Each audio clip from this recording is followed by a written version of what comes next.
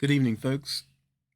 We have the third installment, round 3, 2024 Candidates Tournament being held in Toronto, Canada. And today uh, we had, well, for just a second, we'll take a look at the standings so far.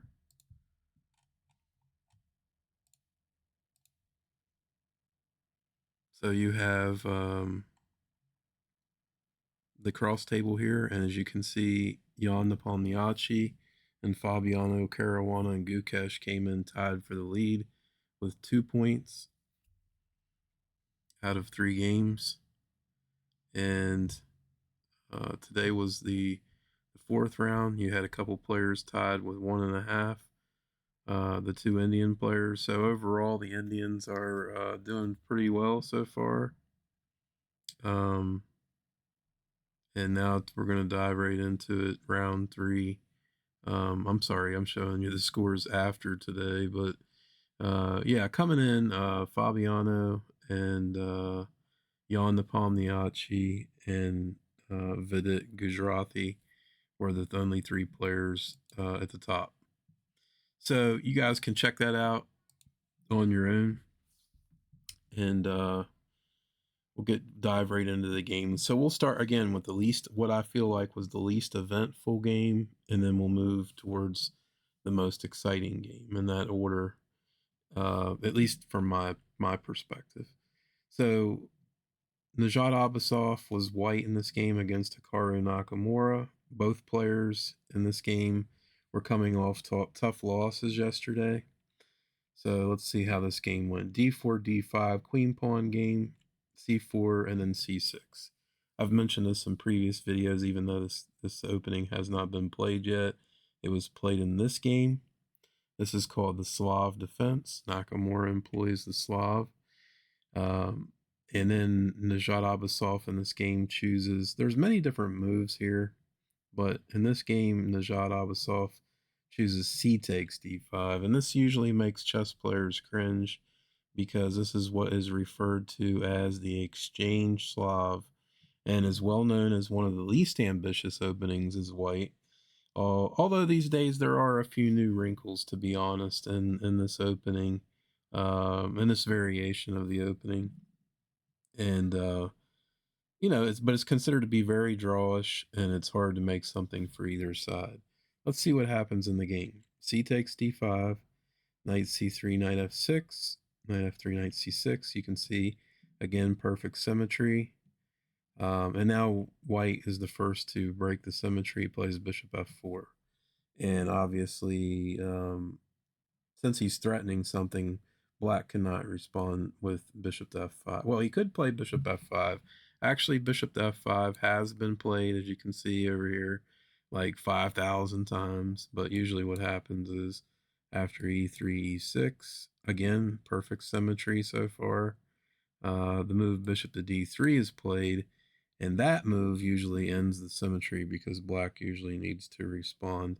But again, with 3,000 games, there has been 50% result, which means this is why this opening has the reputation that it does, as being very drawish.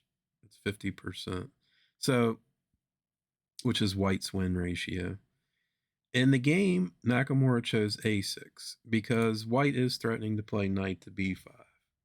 And he would have his pieces here would have a combo attack on c7. So he stops this idea. White plays e3 to complete his development. So he can get his bishop on f1 out. Bishop to g4 is played. Black also wants to play e6, so he develops the bishop before playing that move.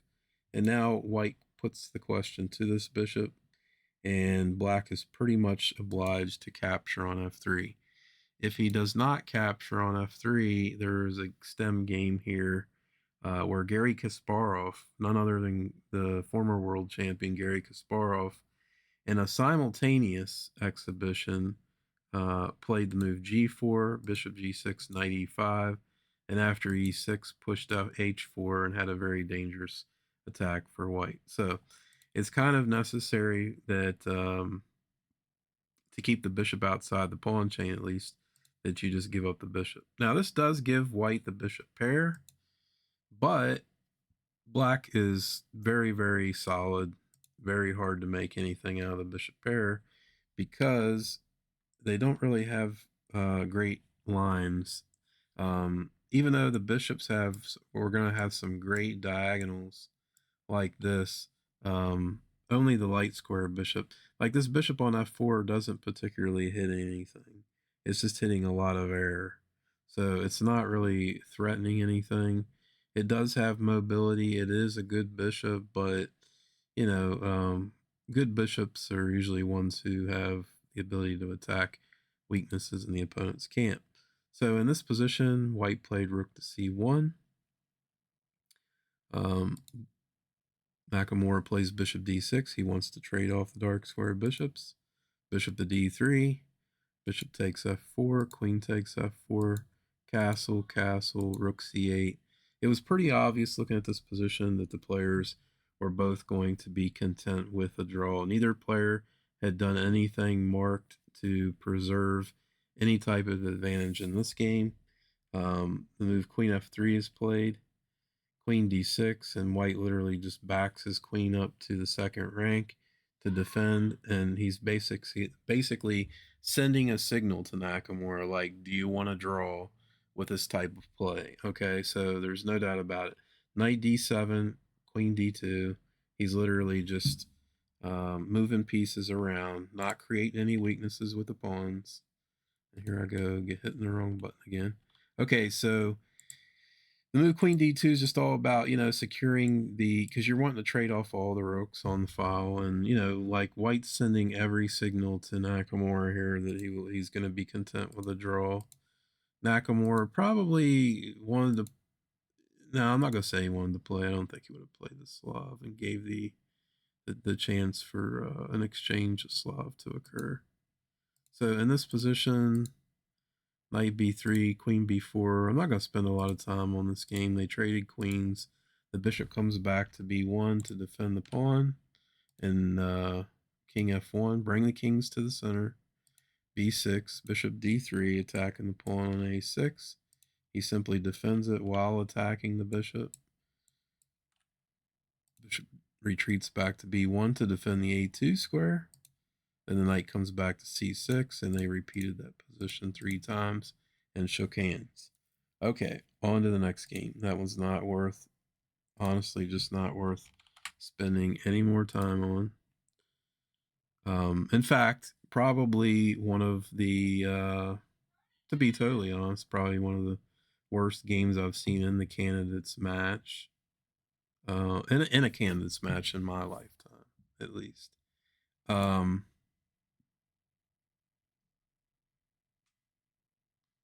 All right, we're going to move on to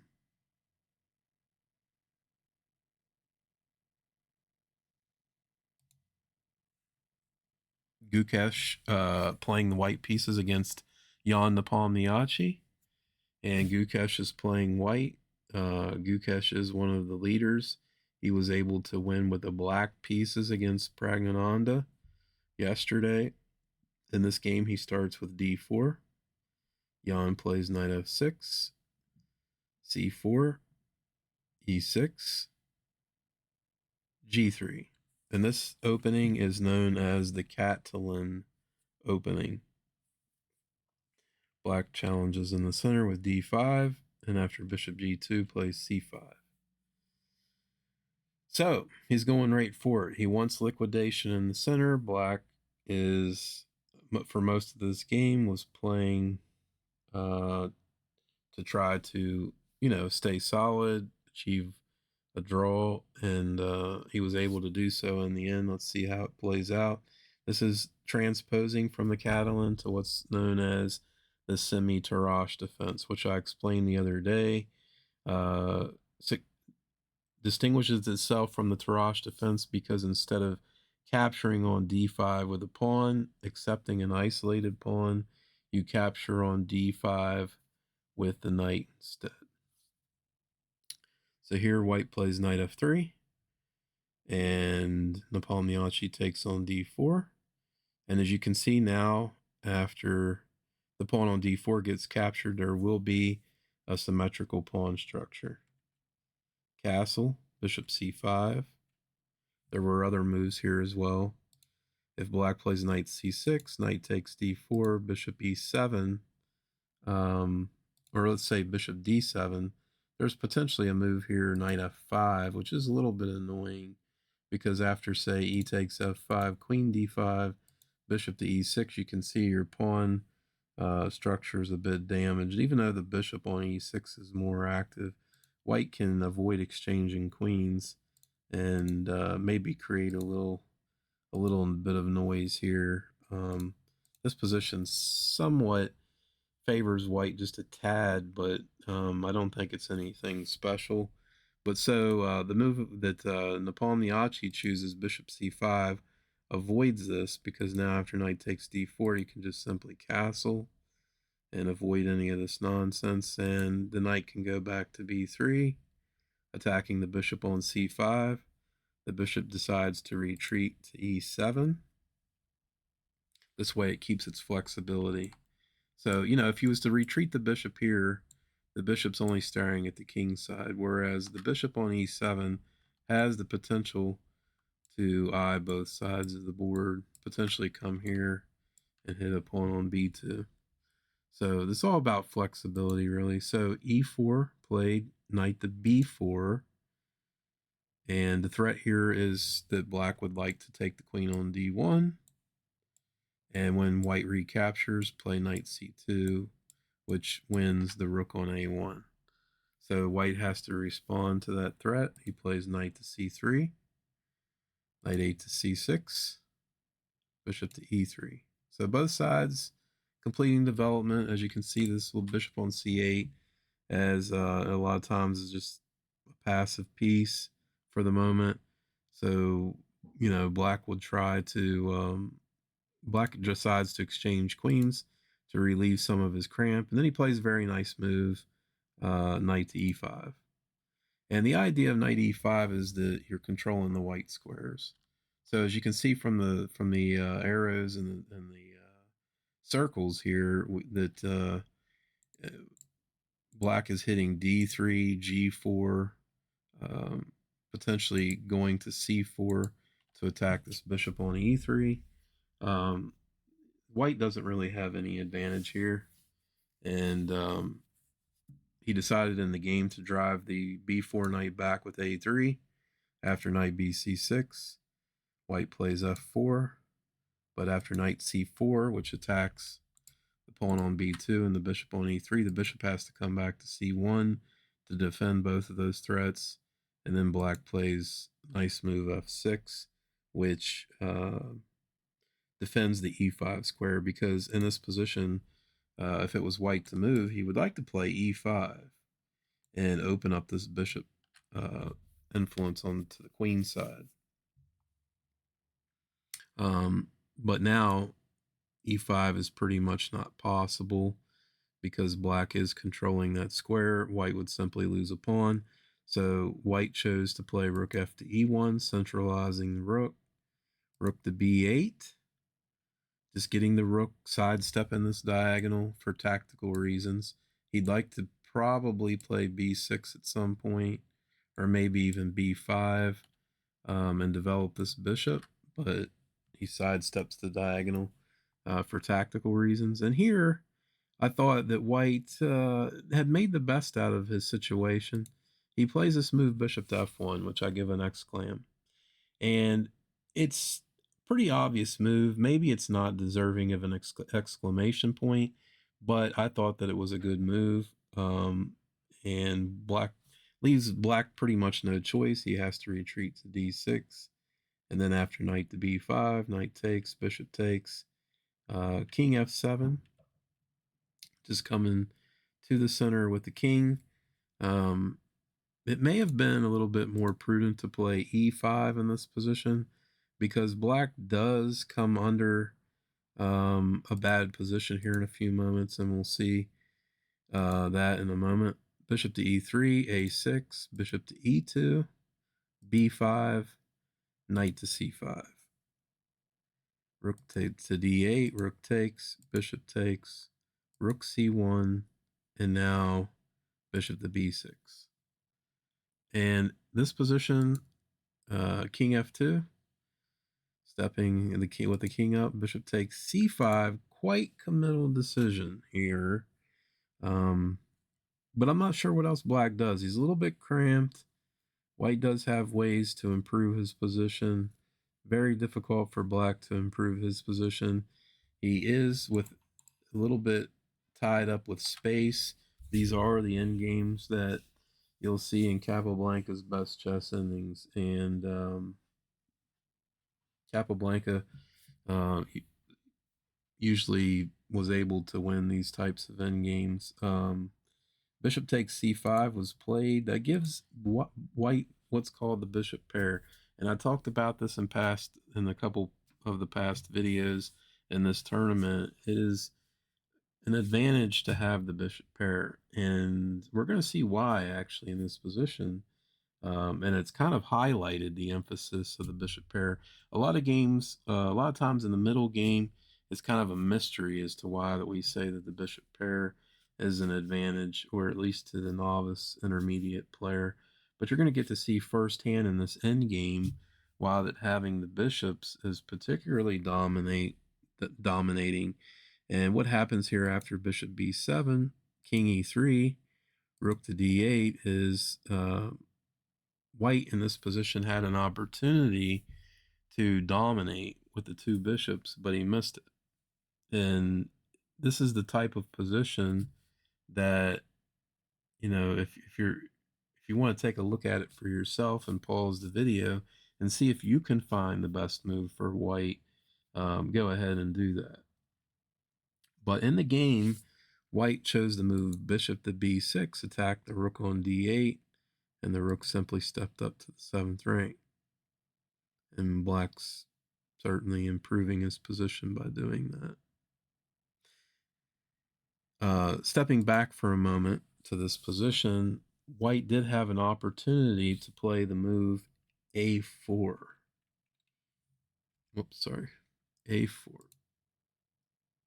Now, the thing about this move is, well, what does it do? Okay, so first of all, the move a4 attacks the pawn on b5.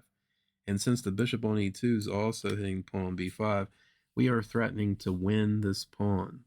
There's not an adequate way to defend the pawn. So black basically has two options here. He can push the pawn, or he can take on a4, which seems like a free pawn at the moment. But keep in mind, okay, so we'll look at b4 first.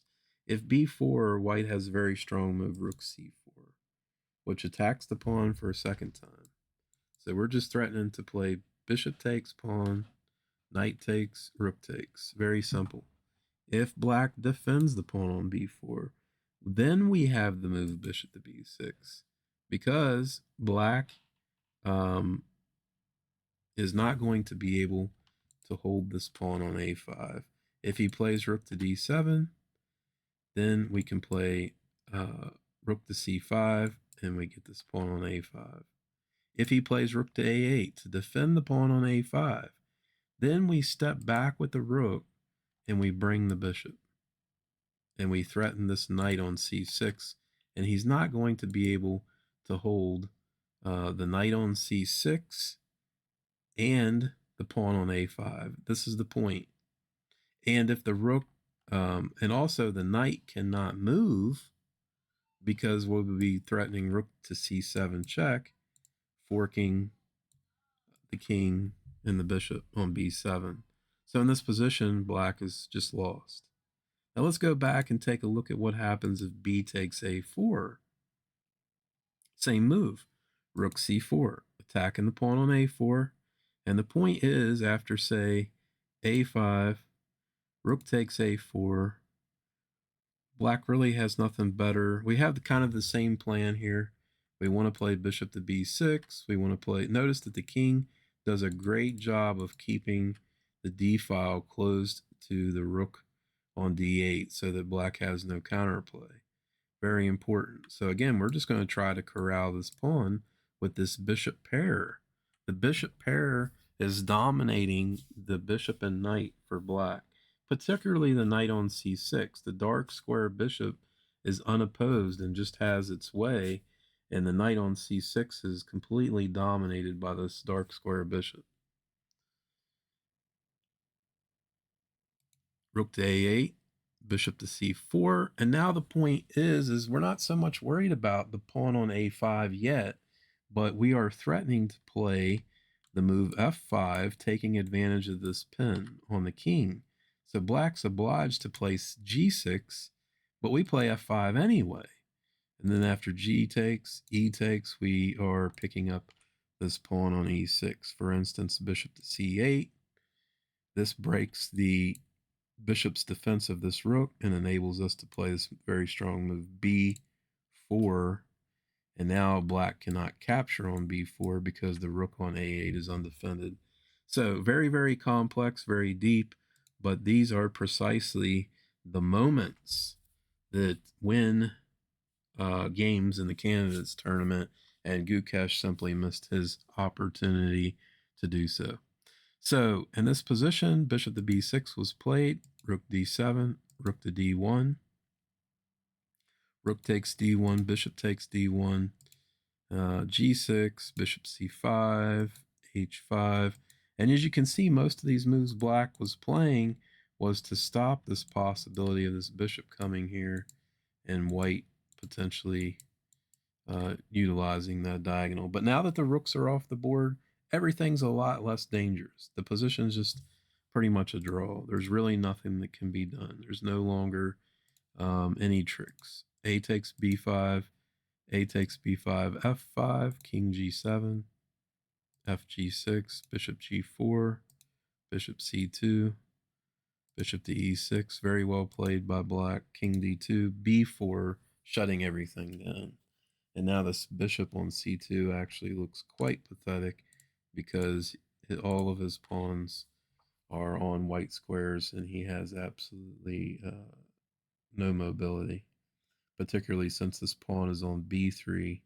White's pawns are just too weak, and after another move, bishop to d1, king g6, they agreed to a draw.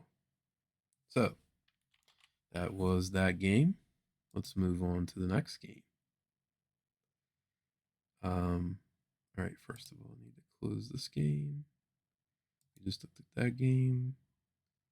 And now we are going to look at Alireza Firouzja playing the white pieces against Fabiano Caruana.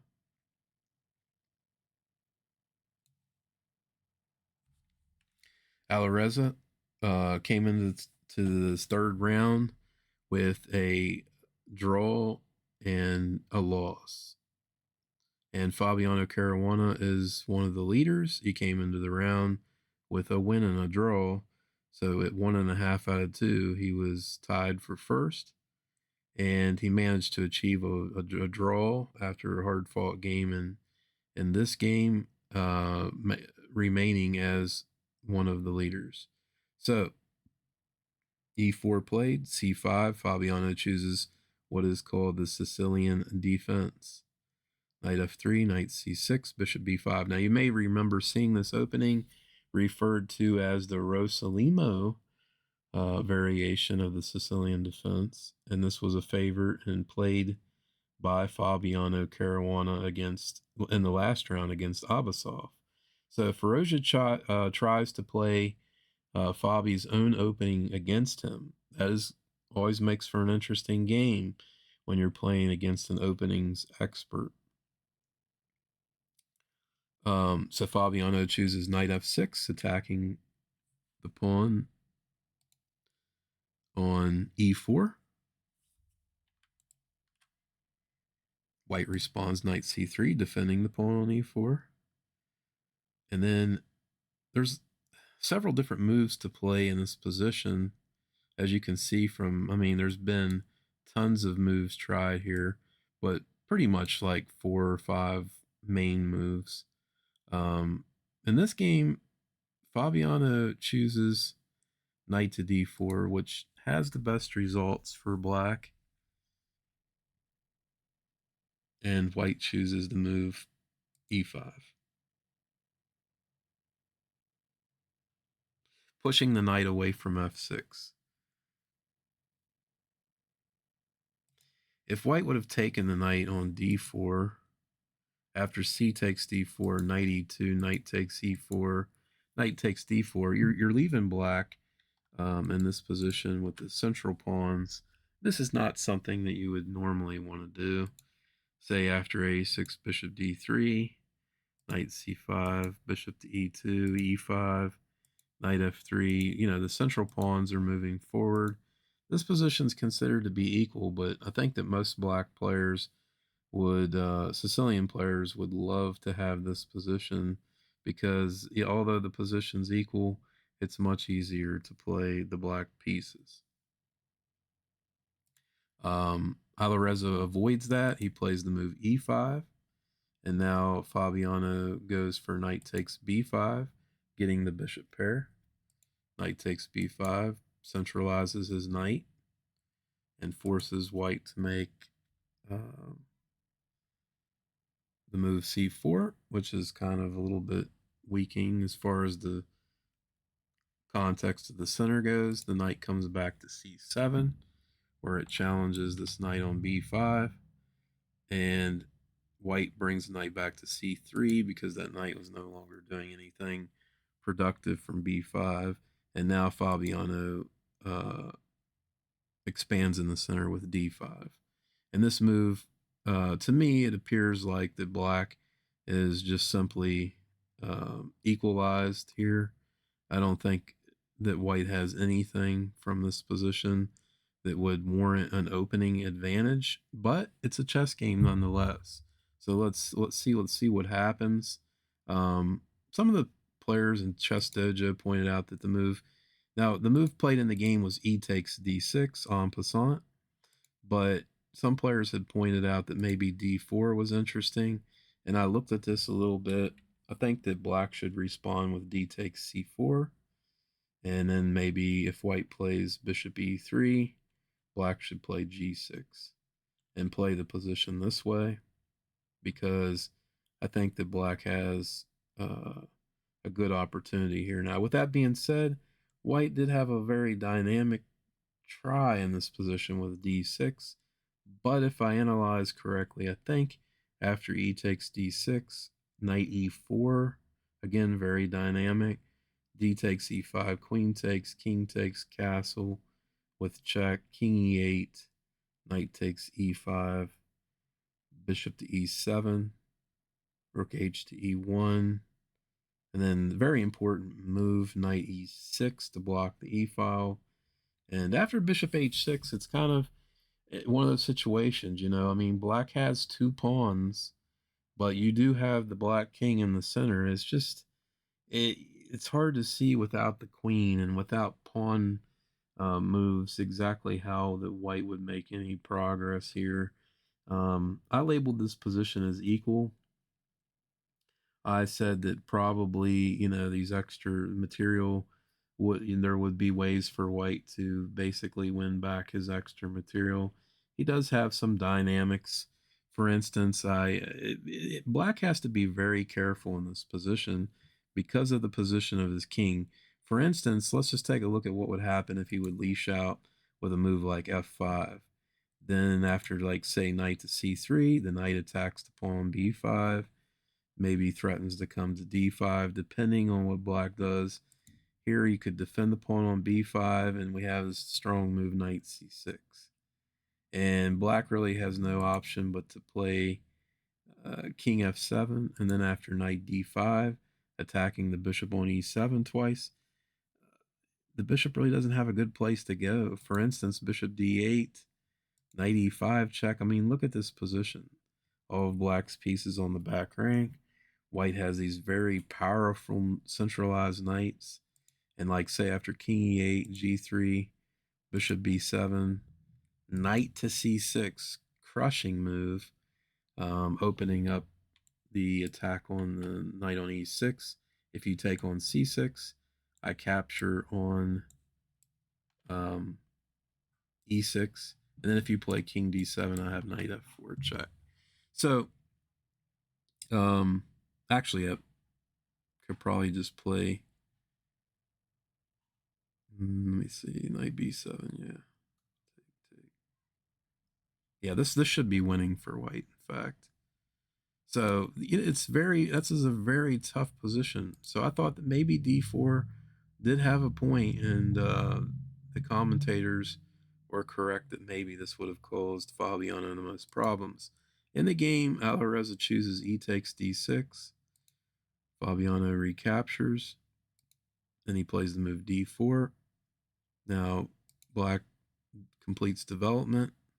You wouldn't want to capture this pawn because then you leave yourself with a very weak pawn on d6. White castles, castle, bishop to f4. And the idea here is obviously that you're trying to attack this weak pawn on d6. That's not really weak, but you're trying to attack it. It is a target. Knight to e6, bishop retreats to e3 to defend d4, and then the knight goes back to c7. And basically, this is pretty much like a draw offer to repeat moves. Alireza declines the draw offer by playing the move h3. Another interesting move would be like, say, d5, but again, black could move his bishop to f5 and play for a6 and b5, and I don't think that black is any worse in that position. So after h3, bishop f5, rook e1, bringing the rook to an open file, rook to e8, queen to d2. So he connects the rooks, but I didn't like the move queen to d2 because it just seemed to lack a purpose, and I don't think there was any ambition behind a move like queen to d2. I thought what was interesting here was the move knight to d2. And so whenever like this knight that's on c7 would have in a normal position would be on f6, and the move queen f3 wouldn't be that good because the king side would be adequately defended by the knight on f6. But in this position with the knight on c7, I thought that maybe knight d2 was interesting because you're preparing to bring the queen to a very active square on f3, where it would target this bishop, it would target the pawn on b7, put a little bit of pressure on the king side. You could then move the rook to d1, think about taking on c7. Not really clear where the black queen wants to go. For instance, one variation I looked at was bishop f6, dc5, dc5, and if we take this pawn on c5 after rook e1, queen e1, bishop c3, bc3, um, black does have a move here to not only regain his pawn, but then he straddles white with a double pawns, and bishop takes h3, and that comes like a shot. G takes h3, queen g5, um, with a double attack, winning the bishop on c5. So it's just it's interesting variation, as you can see from this line that I'm looking at. Didn't quite work out. So with the pawn weakness on b2, it would never really be a threat to take on b7 if the queen did arrive on f3, because black would have adequate counterplay with rook b8 and rook takes b2. So again, queen to d2 was played, and Fabiano correctly assessed this position and played the liberating move d5. And I gave that move an exclamation mark because this is precisely what you want as black, to rid of your position of all weaknesses. And at this point, it became pretty clear that um, black, in fact, has fully equalized. C takes d5. He plays the move c4. He doesn't capture the pawn back because what happens? So d takes c5, knight c3, queen c3, queen to d5. Quite annoying. He's threatening bishop takes. He would be threatening bishop takes h3. He'd be threatening to play rook a c8 and target the pawn on b4. And the bishops really start to show their strength. The bishop pair really starts to show its strength in these types of positions. So, Fabiano avoids that. He plays the move c4, keeping the center fixed. And white really had nothing better than to play bishop to f4. Knight takes d5. Rook to e5, hitting two pieces, threatening both the bishop on f5 and the knight on d5. And after knight takes c3, practically forced, queen c3, queen d7. White keeping an extra pawn, but the bishop pair and are fully compensating. He's attacking the pawn c4. He takes on c4, but now, as you can see, black's piece is all very active. So white with the extra pawn, but the pawn is not much. There's going to be so many different ways that black is going to create threats against white's position. So after queen b5, seen an exchange of queens, then the move bishop to e4, which just threatening to take and then target the pawn and basically win or draw the game easily. This isn't black can't win this position. He probably could against a novice, but it's not realistic. So in this case, he plays the move d5 and then a6. Not worried about giving up b7 because you get d5 and rook d7, attacking the bishop on d5. The bishop comes back and attacks the rook so that you don't lose time. The rook slides back over to a7, attacking the pawn on a6. So, Firouzja is making a battle out of it. He's making Fabiano really work. So after an exchange of rooks with rook a8, he plays the move a3. He's trying to, he has the pawn majority on the queen side. He's going to try to expand those, but these bishops are just are going to become very, very dangerous in this position. So rook e1, rook d8, bishop to e5, rook to d5, bishop c3. And the reason why I'm highlighting this is because this bishop on c3 is not really that secure. If black was to, like, say, confront the bishop with a rook, he would be threatening tactics like bishop takes a3, undermining the position of this bishop on the c3. So that's something that white would always has to be careful for. In this position, black plays the move bishop c5, but after knight e5, king h7, knight f3, the knight goes back to f3. I mean, white just doesn't have a way to make progress. The bishops are just too strong. Bishop to d7, rook e5, rook d1, rook to e1, and they repeated this position because white did not have a way to make progress in the position. Okay, so there's that game. And we're moving on to the last game, and the game that I felt was like the most exciting game of the round. And Vidit, who beat Hikaru Nakamura with black pieces yesterday in 29 moves, was playing white pieces against Praggnanandhaa, who lost his game with white against Gukesh. So let's see what happens. Vidit playing white plays e4, e5, knight f3, knight c6, bishop b5. We have the Spanish Roy Lopez that's been played quite a few times now in this tournament already. And after a6, we had bishop a4 and the move f5. Wow. Okay, everyone was surprised to see this. This is referred to as the delayed Janish Gambit, or the delayed Schliemann. That book, or that this opening's been kind of attributed to two different people. There's a basis for both of them, but it's whatever. We won't get stuck on that too much. You can do some research on that for yourself if you're interested. And now white decides to play the move d4. So it's kind of like a counter gambit in a sense, because, okay, black is gambiting a pawn, and what does a gambit mean? It means he's giving it away. So he's offering white this pawn.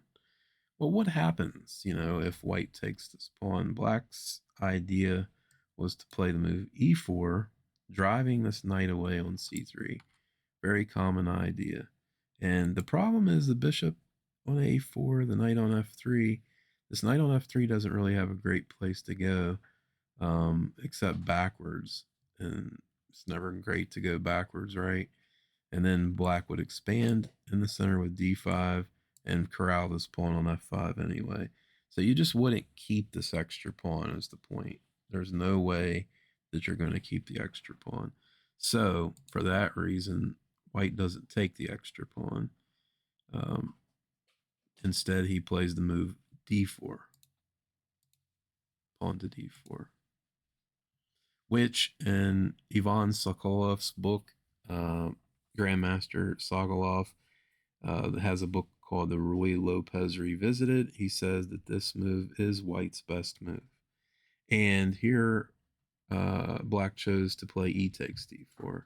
Let's take a brief look at what happens if he would have decided to take on e4 instead. Then white can play knight takes e5. And then, like, say, there could be a line that goes like knight f6, castle, bishop d6, f4, e takes f3, knight takes f3, castle, and then white plays this move c4. He doesn't want to play knight to c3 immediately because of this nice move, knight a5. And white cannot avoid losing his light squared bishop after, say, b5. Bishop to b3, knight takes b3.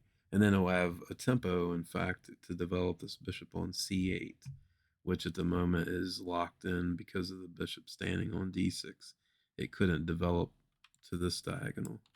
So you want to get this, and then drive this bishop back here and capture it. So that's the plan. And so instead, white should play c4 and then knight to c3. And in this position, after b6, knight c3, bishop b7, bishop g5, queen e8. This is a typical idea in these type of Schliemann positions, is to play it somewhat like, I don't know, to make a reference, maybe I'll say the Dutch, even though this position's far from looking like a Dutch, but, you know, to unpin yourself, move the queen out here. And the thing about the Schliemann is, since you gave up the f pawn, usually a move like queen e8 would be met with bishop takes f6, ruining your pawn structure. But now you'll always have this, you know, this file, so you can recapture with the rook on f6. And white could play the move c5, little bit scary, but if played accurately, nothing to fear. B takes c5. You're not threatening to play queen b3 and grab that bishop on b7, because after king h8, queen b7, knight a5 would trap your highness. It's not going to survive. The queen on b7 is lost. However, after c5, bc5, you can play bishop takes f6 first. And then you, for instance, after rook takes f6, you could play queen b3, king h8. You're still not threatening to take this bishop on b7 because of rook b8. Actually, that is a line. So if queen b7, rook b8, what happens is this tactic comes in, bishop takes h2, king h1, queen to d8, and this is kind of, this gets a little bit weird. Your queen's still out here in pre, and suddenly black's threatening some nasty stuff with rook h8, or even rook takes f3 and queen h4, trying to mate. So you can visualize that for a second as well. So in this position, white would actually have nothing better than to play queen takes b8, queen takes b8, king h2, c takes d4, knight e4. White is better in this position, but according to the engine, but I mean, practically speaking, this is not really something that you want to go for as white. Okay, so we'll return to the game. After e takes d4, white played e5, pushing past, not allowing f takes e4 to because the f takes e4 move opens up a file for the after black finishes development. He would have attacking lines. So you're trying to keep all of that closed. Play the move e5, b5, um, bishop c5, castle, knight g7 was another try. Bishop to b7. This was played way back in the 1974 candidates match, 50 years ago. So I thought that was interesting that Praggnanandhaa made this choice to play this opening as black. It's almost like a commemoration of Victor Korchnoi, because 50 years ago, Victor Korchnoi played This Is Black. So that was an interesting thing that I found out on my own. I didn't hear anybody else mention it today. So you'll only hear that probably on my stream. But so this position was played, but Praggnanandhaa did not play the same way that Korchnoi did. He chose to move b5 instead of bishop to c5. Because, this has been pretty much analyzed with computer to where that it's not, this position is not that great for black. So that's probably the reason why. So e5, b5, bishop to b3, knight to a5. So he's starting to take the bishop on b3 pretty much whenever he wants. The bishop could take on g8. We're going to look at that line here in a minute. White chose to play knight takes d4, and he thought for 17 minutes. So it was interesting because black thought about the move knight a5 for 24 minutes. So I wasn't sure if it was his preparation or not. But he spent 24 minutes after spending 26 minutes on b5. So I'm not sure if b5 and knight a5 was prep because he spent so much time. So bishop b3, knight a5, knight takes d4 was played. After the game, I'd analyzed what I thought was a very interesting move. Knight, queen takes d4. Okay. Obviously, the idea here is that if you bring the knight back to, like, say, c6, I want to play queen to d5, threatening mate. And I don't really care how you defend that. I want to push the pawn to e6 and undermine the position of this knight. So it's not good to play knight to c6. And another point of queen takes d4 is if black plays knight takes b3, we can play a takes b3, bishop to b7 to avoid anything on the d5 square, knight to c3, and black's development looks awkward here to me. Since I'm keeping pressure with the queen here and along this diagonal, it seems like it's very difficult. And I also have bishop g5 coming. And I looked at c5, queen d3 attacking f5, d5.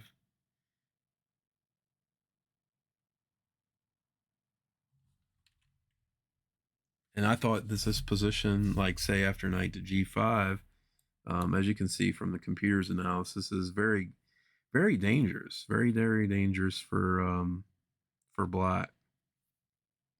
We're threatening to take on f5. There's just all kinds of threats in this position. We could even secure the pawn on e5 with a move like f4 if we really wanted to.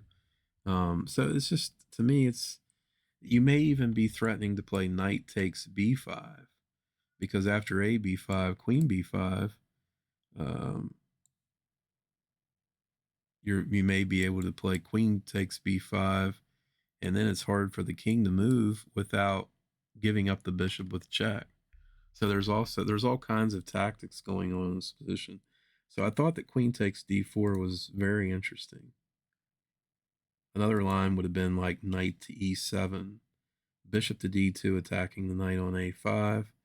Then if, like, say, knight e to c6, queen to f4, knight takes b3, moves make a lot of sense. Knight to c3, d takes e5, knight takes, queen takes, And the king, unfortunately, has to step to f7 because if he interposes with the queen, we take and then play this move knight takes b5 and take advantage of the pin on the a file.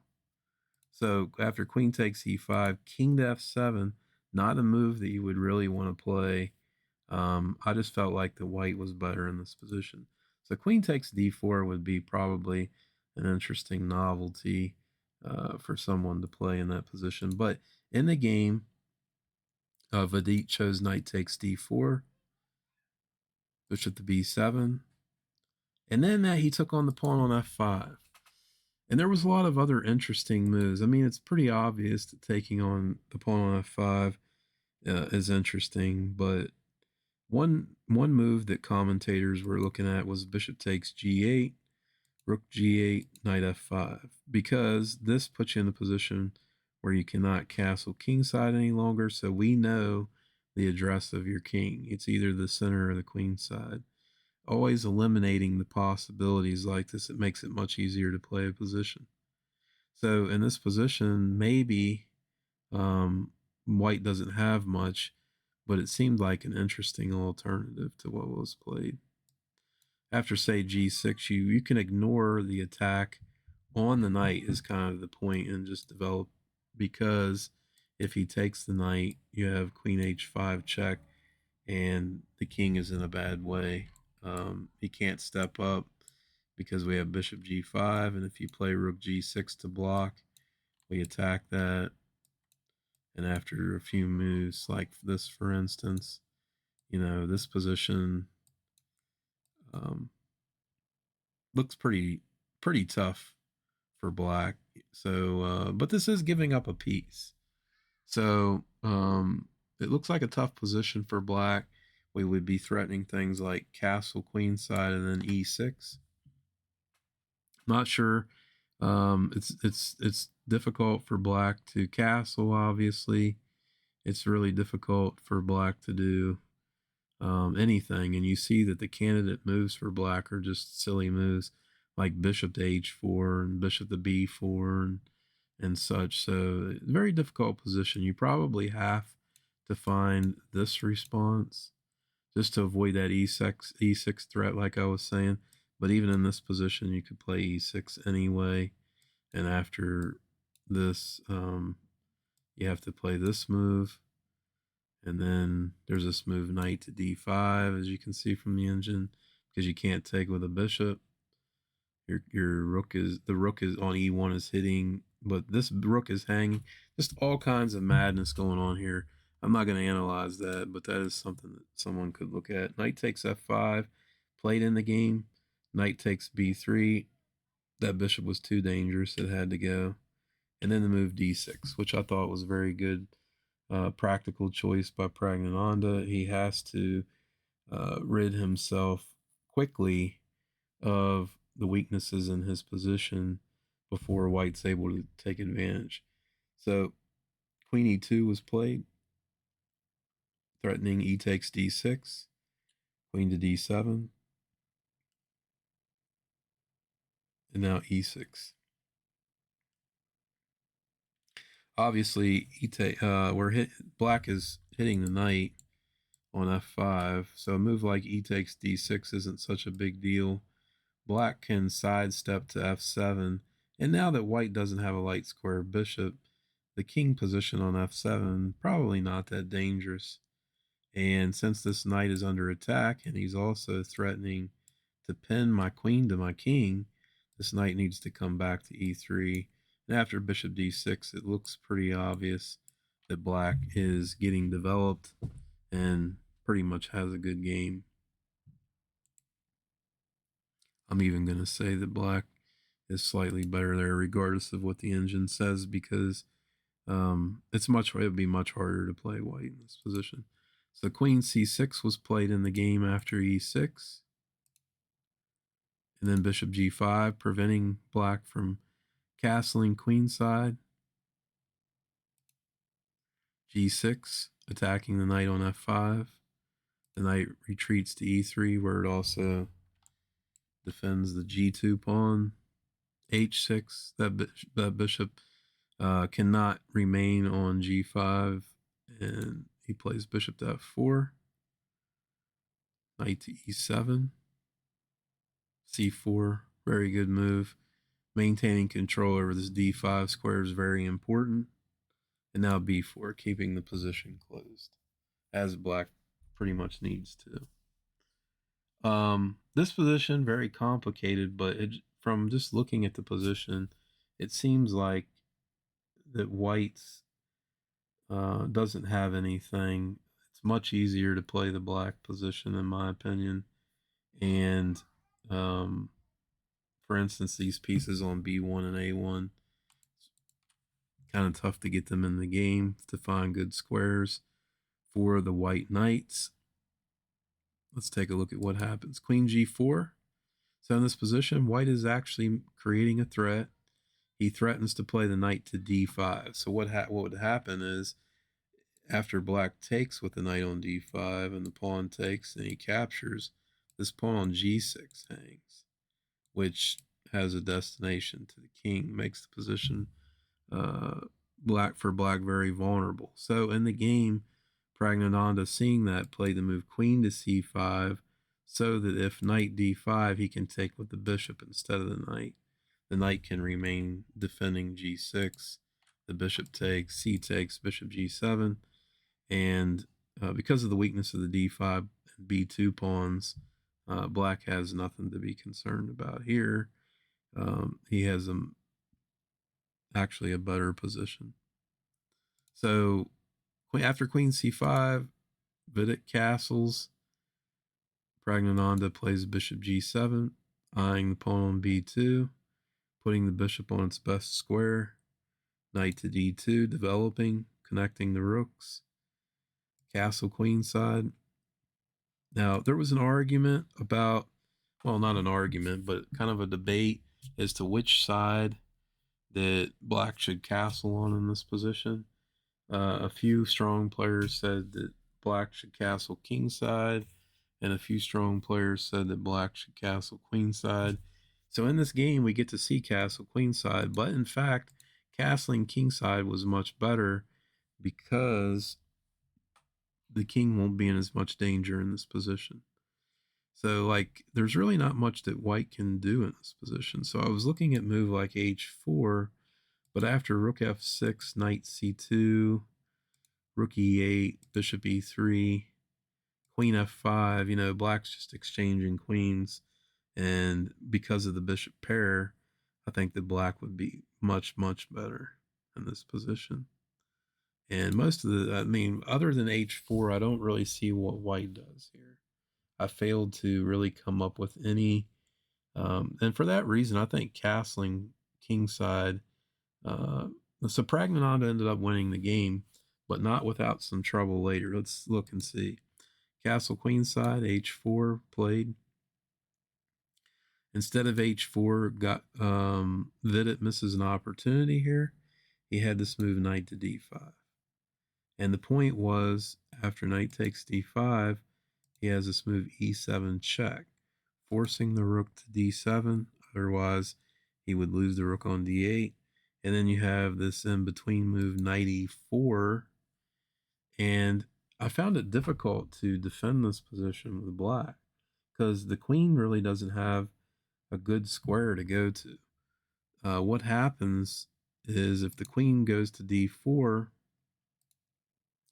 then after c takes d5, queen takes e4, we have this move rook a to e1, and all of a sudden black's completely lost because he can't defend against the pawn queening. He'll lose a rook. After rook takes e8, rook takes e8. So very dangerous. Very, very dangerous. Backing up. After e7, rook d7, knight e4. He could try the move h5, but we have a nice queen sack here. Queen d7, temporary sack. King d7, knight c5 comes with check. Very important. dc5, then we can take on d5.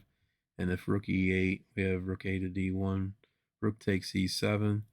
You're up in exchange here. And the move d6 really is the sealer, because then you're pretty much forced to take on d6, and I'm getting this with check and attacking you on the 6th rank. And then these pawns would probably fall as well in due time. So, opportunity there. The best move in this position after knight e4 is the move knight f6. And literally the only move.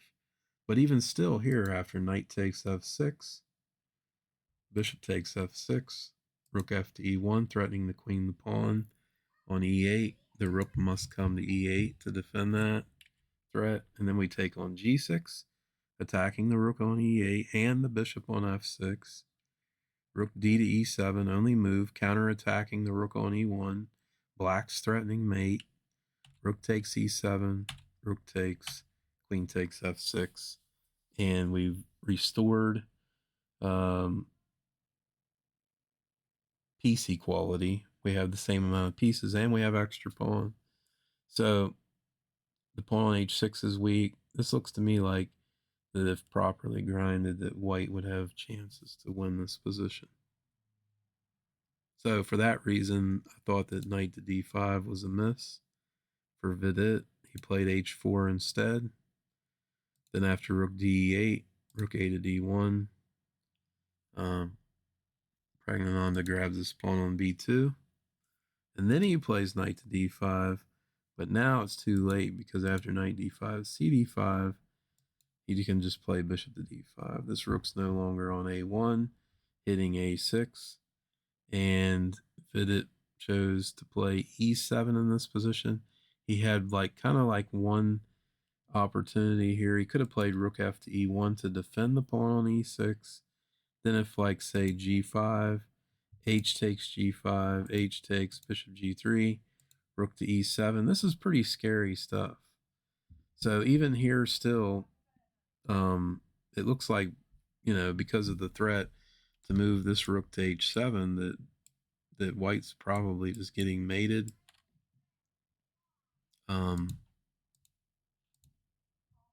So yeah, very difficult to defend.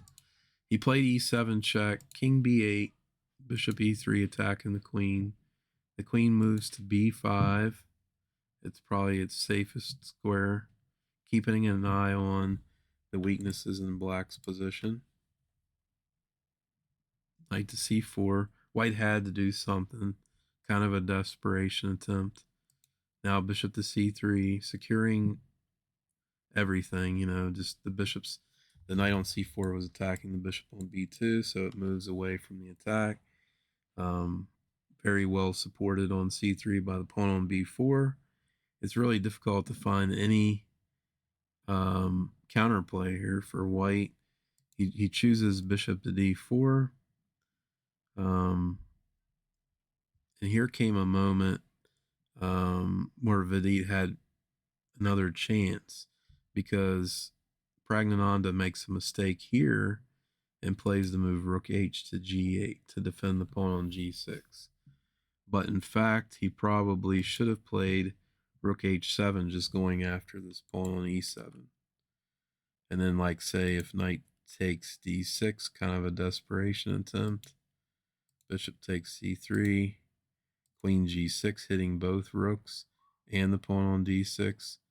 And this is probably the variation that Pragnananda saw, and he didn't like what he saw here.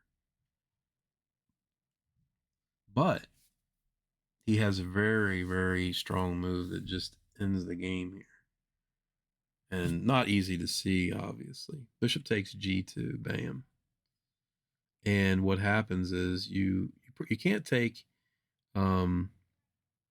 this rook on h7, because what ends up happening is after bishop f1,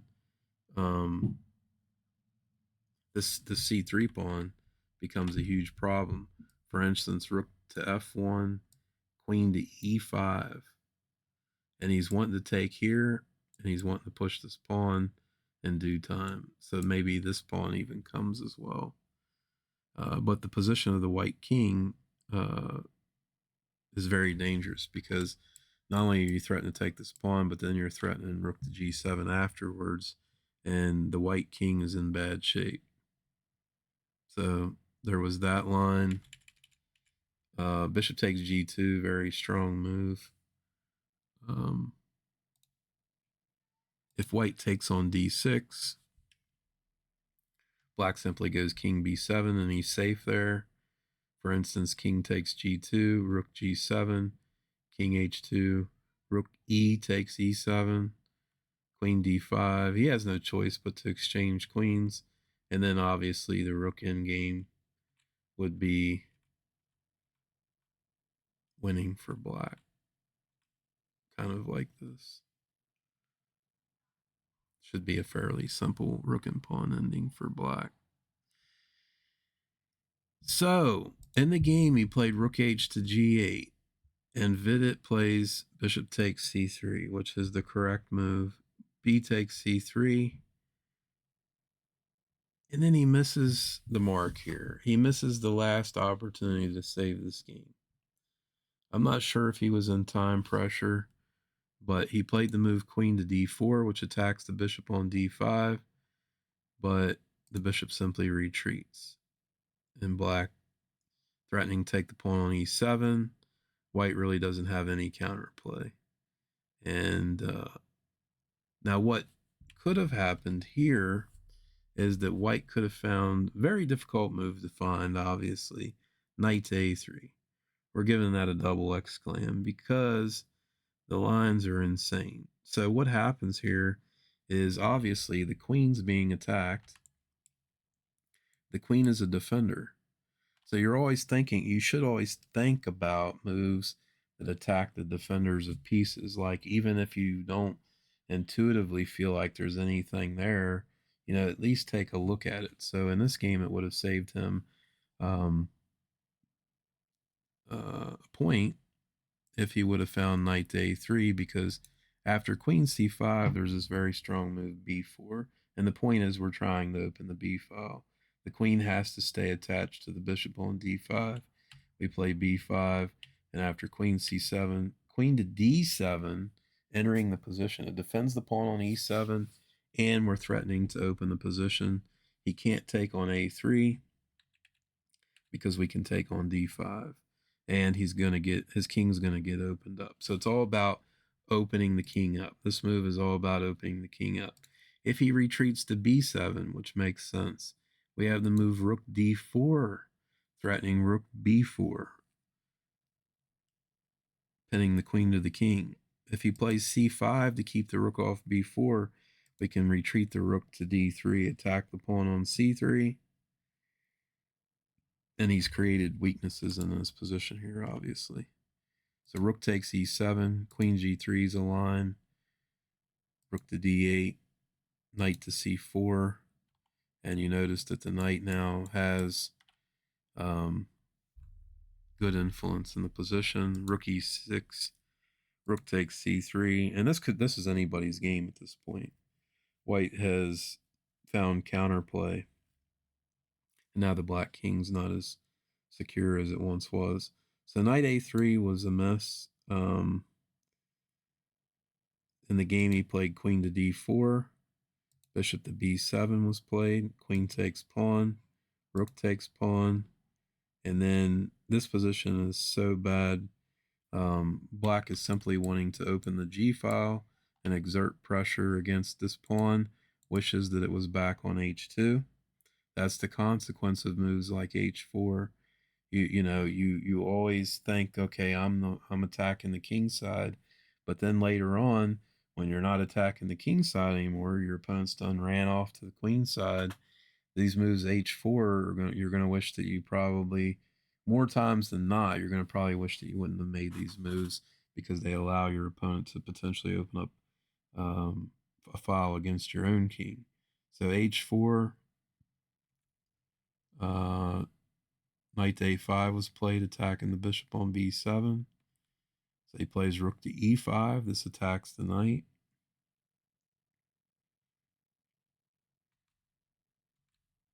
b4, defending the knight. g5, wanting to open the g file. h5, trying to keep it closed. g4 anyway. Rook f to e1. g3. just persistent about opening this G file. So, knowing that he's going to open the G file now by force, we take the bishop because the knight's inferior to the bishop anyway. G takes f2, king f2, queen b7, threatening to enter on g2. And after queen f3, rook e g5, renewing the threat on g2.